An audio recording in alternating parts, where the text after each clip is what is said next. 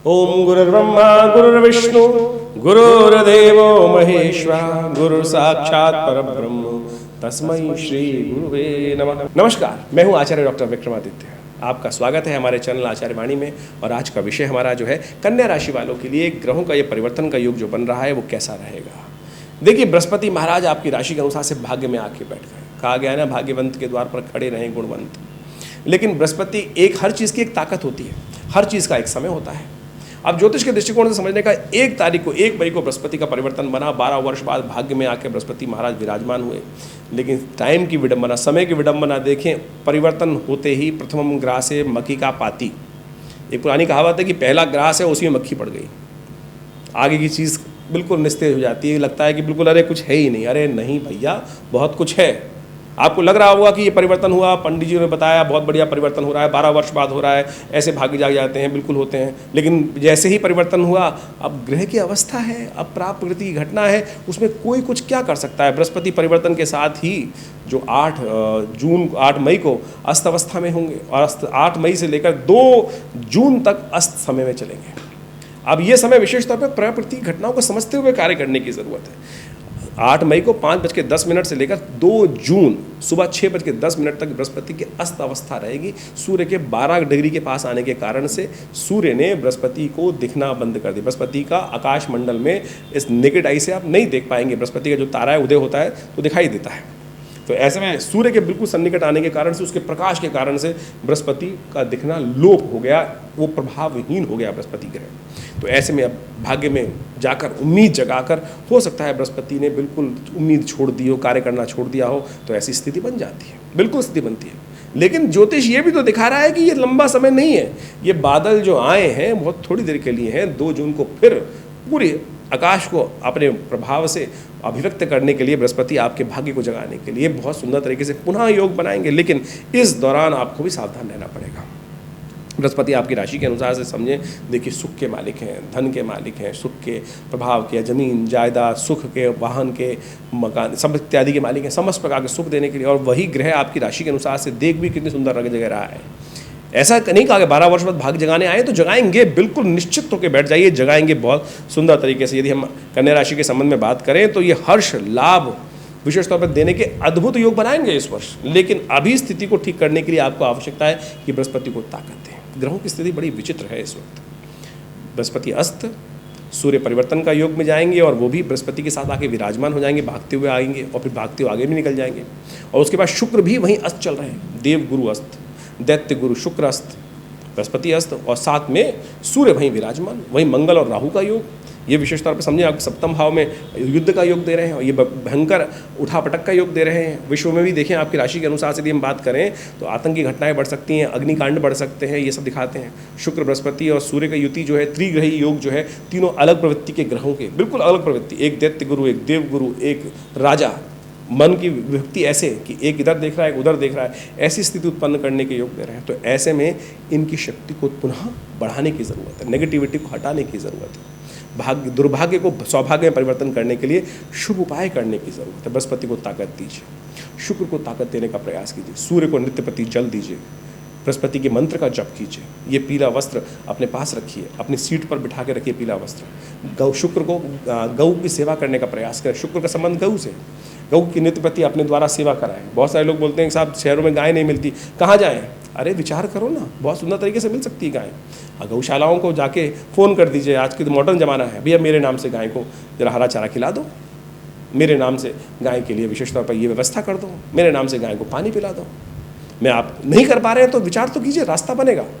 जैसा समय है उसके अनुसार से कार्य करने का प्रयास कीजिए, चिंता ना करें, सब चीज़ों का सुंदर प्रयोग है। बृहस्पति को ताकत देने के लिए क्या करें? ज्ञान मुद्रा का अभ्यास कीजिए। पहली उंगली अंगूठे के साथ बैठकर, बृहस्पति ज्ञान का देवता है और ज्ञान भाग्य में बैठकर अस्त हो गया है, विचार आना बंद हो गया है। लग रहा था 2 दिन पहले उत्साहित थे और अब हतोत्साहित हो गए, तो कहीं ना कोई कमी तो है ना। डॉक्टर के पास जाते हैं, डॉक्टर से कहते हैं शक्तिहीन हो गया हो, तो ही राइट्स मल्टीविटामिन कि ये मल्टीविटामिन ले लो, ये कमजोरी आगे ठीक हो जाएगी। तो ओवरकम करने के लिए औषध विज्ञान यहाँ ज्योतिष के दृष्टिकोण से, अध्यात्म के दृष्टिकोण से बनाया गया। औषध विज्ञान इसलिए तो है कि first we have to diagnose कि कौन सी चीज़ की कमी आ रही है और कैसे उसको ठीक करेंगे। तो उसको ठीक करने के लिए उसके सब्स्टिट्यूट दे दी जाए, तो ये ज्ञान मुद्रा। आपके हाथ में 5 उंगलियां जो हैं विभिन्न ग्रहों को अभिव्यक्त करती हैं। बृहस्पति, शनि, ये बृहस्पति को अभिव्यक्त करता है, ये शनि को अभिव्यक्त करता है, ये अनामिका जो है सूर्य को अभिव्यक्त करती है, ये बुध को अभिव्यक्त करती है, चंद्रमा को अभिव्यक्त करता है, ये राहु को अभिव्यक्त करता है, ये स्थान, ये शुक्र को अभिव्यक्त करता है। तो ऐसे में बृहस्पति को यदि ये पहली उंगली अंगूठे के साथ लगा दी जाए तो ये ज्ञान मुद्रा बनती है। बृहस्पति को ताकत देने के लिए, शुक्र को ताकत देने के लिए इससे बढ़िया कोई चीज़ नहीं होगी। तो ये उपाय करने का प्रयास कीजिए। इसमें बैठकर मंत्र जप कर लीजिए। ओम नमो भगवते वासुदेवाय, ओम नमो भगवते वासुदेवाय। बृहस्पति के मंत्र का जप कर लीजिए। ओम ग्रांग ग्रीं ग्रौंग से गुरुवे नमः, ओम ग्रांग ग्रीं ग्रौंग से गुरुवे नमः। बहुत सारे लोग क्या होता है, विचित्र स्थिति है, नाम के लिए उपाय करने जाते हैं। अभी हमारे पास एक फ़ोन आया, विशेष तौर पे कहीं विदेश से एक व्यक्ति ने कंसल्ट किया, ज्योतिष के दृष्टिकोण से हमें भी देखा होगा उन्होंने, और उन्होंने कहा कि मैंने किसी ऐसे पहले फ़ोन किया था एक व्यक्ति को और उन्होंने मुझे एक नग बेच दिया, 1200-1100 यूरो का एक नग बेच दिया उनको। और सोचे स्थिति क्या है, एक रत्न बेचने के लिए स्थिति ऐसी बना दी हम लोगों ने।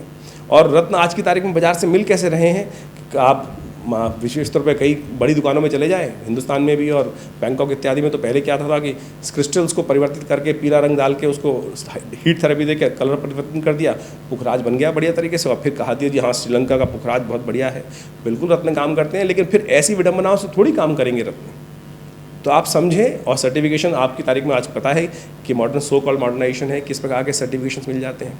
तो उस व्यक्ति ने मुझे बताया कि भैया मैंने वहाँ पता कराया तो ये स्थिति है। अरे आप उन सब चीज़ों हटाओ मन को। ज्योतिष पैसे कमाने का तरीका नहीं है, ज्योतिष मूर्ख बनने का तरीका नहीं है। हमको ये ज्ञान मुद्रा बताई ना मैंने, घर बैठो, कहीं जाने की ज़रूरत नहीं, एक नया पैसा खर्च करने की ज़रूरत नहीं है। पहली उंगली अंगूठे के साथ लगाकर मंत्र जप कर लीजिए, ओम ग्रांग ग्रीं ग्रौंग से गुरुवे नमः। डेफिनेटली परिवर्तन, बृहस्पति का ये परिवर्तन आपको लाभ देने का योग बनेगा। बृहस्पति शुक्र चल रहा है, गौ सेवा कर दीजिए, गौ सेवा करने का प्रयास कर लीजिए, करिए करवाइए किसी तरह से। ये देखिएगा, ये दोनों उपाय कर ये बृहस्पति का नेगेटिव प्रभाव ठीक करने का योग आपकी राशि के अनुसार से बिल्कुल बनेगा।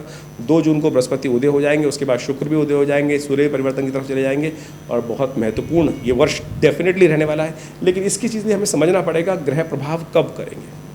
बहुत सारे देखिए, बृहस्पति का परिवर्तन 1 वर्ष के लिए हुआ है। 1 वर्ष में वो कौन सा समय आएगा कि जब आपके प्रभाव दृष्टिकोण से, ज्योतिष के दृष्टिकोण से कब आपके लिए महत्वपूर्ण समय बनने वाला है। इसके लिए जन्मपत्री की आवश्यकता होती है। जन्मपत्री में देखा जाता है कि ये ग्रह आपके किस अंश पर है, कितनी डिग्री पर है, नवमांश में कहाँ बैठा हुआ है, पूरे षोडश में कहाँ बैठा हुआ है, दशाएं क्या चल रही हैं, और पूरे 1 वर्ष में कब वो लाभ की स्थिति बनेगी। तो वो समय विशेष तौर पे कब आने वाला है, कैसे आने वाला है, इसके लिए गहन अध्ययन की आवश्यकता होती है। तो खैर, हमने आपको ये उपाय बताए, करिए, लाभ होगा, कल्याण के योग बनेंगे, परिवर्तन के योग बनेंगे। नेगेटिविटी बिल्कुल हटा दीजिए, कन्या राशि वालों चिंता ना करें। हमने ज्योतिष दृष्टिकोण से इन सब चीज़ों को अध्ययन बहुत लंबे समय तक किया और बहुत महत्वपूर्ण जानकारियाँ समय समय पर हम भी आश्चर्यचकित हो जाते हैं कि कैसे ज्योतिष के दृष्टिकोण से ये पूर्वाभास हो जाता है और कैसे ये ज्योतिष की गणनाएं जो हैं वो आपके भविष्य के बारे में बहुत सारी चीज़ें सटीक रूप से बता देती हैं। एक व्यक्ति, मुझे याद है, मैं बहुत छोटा था, पिताजी के साथ ज्योतिष का अध्ययन करने का अवसर मिलता था। हमारे पास एक बहुत मूर्धन्य देश के व्यक्ति, बड़े व्यक्ति, जो किसी बहुत बड़े उपराष्ट्रपति के, भारत के उपराष्ट्रपति के पीए थे, वो जन्मपत्री दिखाने आए पिताजी के पास और बड़े परेशान थे उन दिनों बड़े परेशान थे। जन्मपत्री जब दिखाई उन्होंने तो कहा, जब जन्मपत्री देखी तो उन्होंने सीधा सीधा प्रश्न किया कि मेरी उम्र कितनी है आचार्य जी, ये बताएं। तो पिताजी ने जन्मपत्री देखी, मैं वहीं बैठा हुआ था, मैं बहुत छोटा था, ज्योतिष सीखता था, याद अभी भी है, वैसी घटनाक्रम थी। और जब जन्मपत्री देखी उनकी, तो उनकी जन्मपत्री में एक विशेष प्रकार का योग था। उन्होंने कहा कि मुझे ज्योतिषी ने बताया है कि मेरी मृत्यु इस दिन होती दिखाई दे रही है, मैं बड़ा परेशान हूँ, क्या जीवन का अंतिम समय आ गया है। पिताजी ने भी जन्मपत्री देखी और जन्मपत्री मुझे भी समझाया उस विषय को। तो जब हमने जन्मपत्री देखी तो उसके अंदर एक ग्रह जिसके कारण से वो मृत्यु का योग बन रहा था, वो विशेष तौर पे अवस्था, किस अवस्था में था वो हमने देखा नहीं।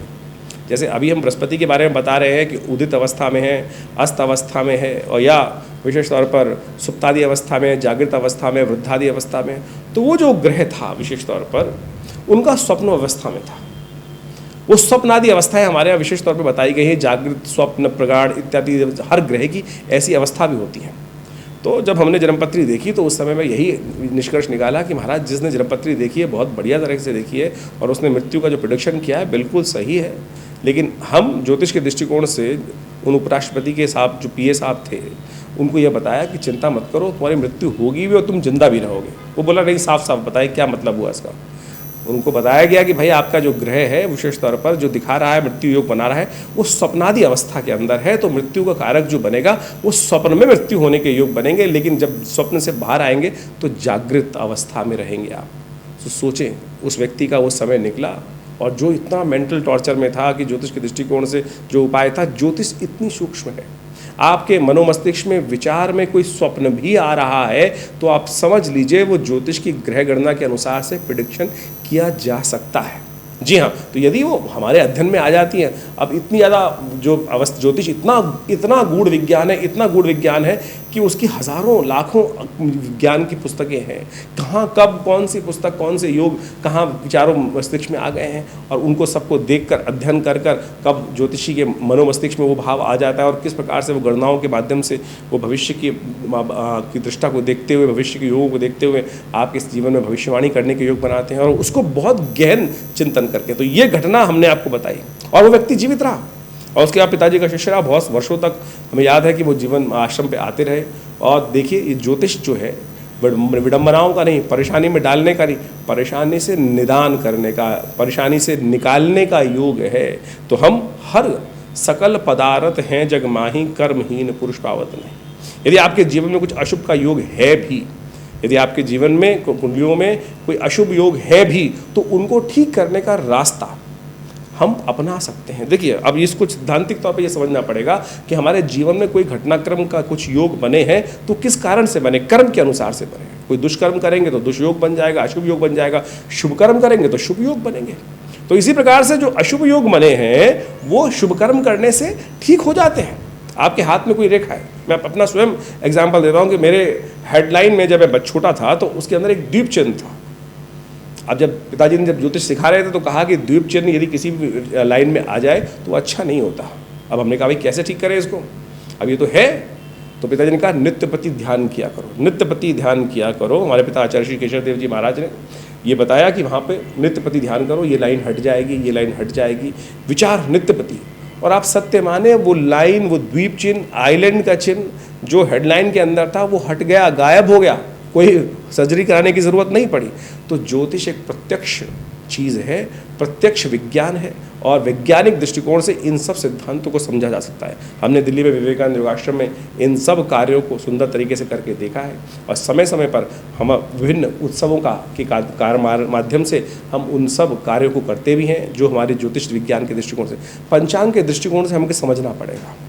ज्योतिष एक आध्यात्मिक विषय है और आध्यात्मिक ऋषि मुनियों ने जब इसका सृजन किया तो उसका निदान, कारण जानना और कारण किस प्रकार से, और उस समस्याओं का जो कारण जानने के बाद समस्या आई तो उसका निदान किस प्रकार से होगा, उसके समस्त रास्ते हमारे जन्मपत्री जो ज्योतिष विज्ञान के अंतर्गत बताए गए हैं। एक गणित विज्ञान है और एक निराकरण विज्ञान है जिसके अंदर निदान के समस्त उपाय बताए गए हैं। मंत्र विज्ञान, दान विज्ञान, मंत्र विज्ञान के अनुसार से पुराण इत्यादि में जितने दान की पद्धति बताई गई है, जितने मंत्र जप की पद्धति बताई गई, यज्ञ इत्यादि की पद्धति बताई गई है, वो सारे के सारे निदान की पद्धति के रूप में बनाए गए हैं। और हमारा विषय जो हम इस चैनल के माध्यम से, अपने आश्रम के माध्यम से आप सबके समक्ष रखते हैं, वो पौराणिक मत को रखने का प्रयास करते हैं।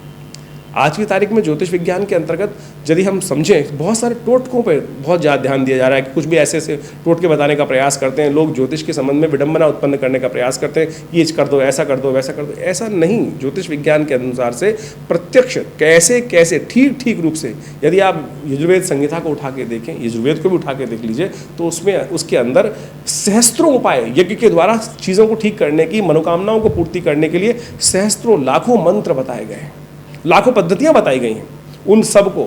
और ज्योतिष में विज्ञान के अंदर जो पंचांग आप देखते हैं, पंचांग के बारे में हमने कुछ देर पहले भी बात की थी, उसके अंदर विभिन्न समय पर विभिन्न उत्सव आते हैं।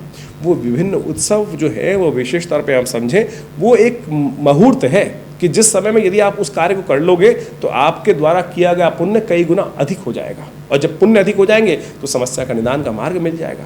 तो जैसे सोमवती अमावस्या आ रही है, प्रदोष के योग आ रहे हैं, होली, दीपावली, ये सब जो अक्षय तृतीया इत्यादि, ये सब जो मुहूर्त आते हैं ये विशेष तौर पर बड़ा महत्व रखते हैं।